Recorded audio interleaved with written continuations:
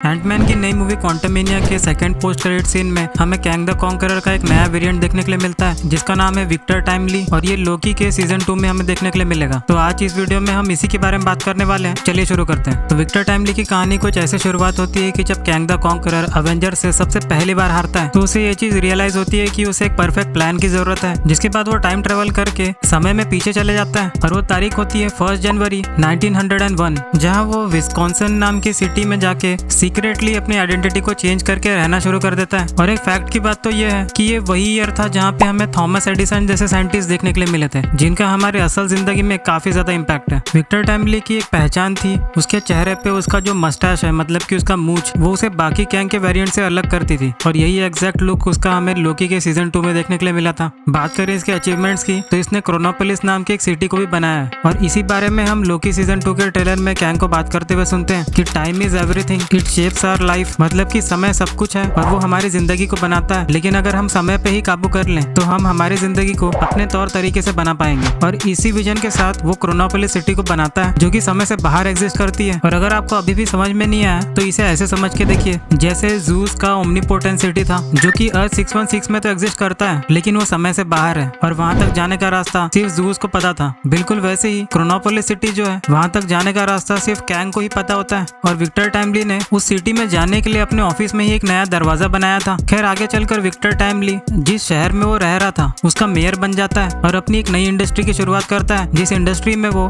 Robotic technology का manufacturer बन जाता है। और इसी रोबोटिक इंडस्ट्री का इस्तेमाल करके उसने खुद का एक रोबोटिक क्लोन बनाया था जो कि क्रोनोपोलिस सिटी को ऑपरेट करता था। और इस रोबोट का एक ही काम था कि मल्टीवर्स में जितने भी कैंग के वेरिएंट्स हैं उन सभी को वो क्रोनोपोलिस सिटी में जमा कर सके। विक्टर टाइमली का दिमाग बहुत ज्यादा शार्प था, उसे बहुत अच्छे से पता था कि अगर वो इंसानों के बीच में रह रहा है तो हर किसी की नजर उस पे होगी कि वो बुढ़ा क्यों नहीं रहा है, मतलब कि उसकी उम्र क्यों नहीं बढ़ रही है। और इसी वजह से उसने एक फेक एक्सीडेंट का बहाना बताकर खुद के मरने की झूठी अफवाह फैलाई और दोबारा से अपना लुक चेंज करके विक्टर टाइमली जूनियर बन गया। और आगे टाइमली जूनियर ने फिनियस नॉर्टन नाम के साइंटिस्ट को अपने कंपनी में एक नई नौकरी दे दी थी, जहां फिनियस नॉर्टन के पहले इन्वेंशन की वजह से ही हमें मार्वल सिनेमैटिक यूनिवर्स का ह्यूमन टॉर्च नाम का सुपर हीरो देखने के लिए मिला था। और इसका एक रेफरेंस हमें कैप्टन अमेरिका के सबसे फर्स्ट मूवी में भी देखने के लिए मिला था, जहाँ स्टार्क एक्सपो इवेंट के दौरान जब कैप और बकी दोनों एक साथ मिलके उस इवेंट में घूम रहे होते हैं तो वहाँ पर ह्यूमन टॉर्च को एक बड़े से एग्जीबिशन ग्लास के अंदर रखा हुआ था। आगे कहानी में जैसे ही सालों साल गुजरते गए तो 1980s के दौरान विक्टर टाइमली खुद को टाइमली जूनियर द थर्ड कहता था, मतलब कि विक्टर टाइमली का तीसरा बेटा। और इस समय तक के सारी दुनिया के पास विक्टर टाइमली की सारी टेक्नोलॉजी पहुंच चुकी थी। साथ ही विक्टर टाइमली की वजह से ही हमें रीड रिचर्ड्स, मिस्टी नाइट्स के हाथ, साइबॉर्ग और डेथलॉक जैसे सुपर हीरोज हमें देखने के लिए मिले थे। इन सारे समय में विक्टर टाइमली का ध्यान सिर्फ एवेंजर्स के ऊपर रहता था। आगे मार्वल की कॉमिक्स में हमें बस इतना ही बताया गया है कि विक्टर टाइमली की मौत काउंसिल ऑफ कैंग के वजह से हुई थी, जहां प्राइम कैंग मतलब कि कैंग द कॉन्करर ने मल्टीवर्स के सारे कैंग को खत्म करते वक्त विक्टर टाइमली को भी खत्म कर दिया था। और यही कहानी थी विक्टर टाइमली की।